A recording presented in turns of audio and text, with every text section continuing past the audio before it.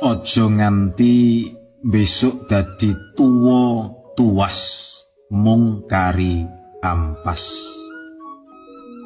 Aja nganti besok dadi tuwa tuwek mung ngarep-arep metune cowek. Dadiya tuwa tuwuh. Tuwa sing ora kakehan sambat ngrukuh bekah bekuh. Tuwa sing ora kakehan netesake luh. Tuwa sing ora mung kakehan misuh. Tuwa sing wis ora kober golek mungsuh. Tuwa sing akeh tandurane. Tuwa sing mentes. Tuwa sing mateng. Tuwa sing luwes.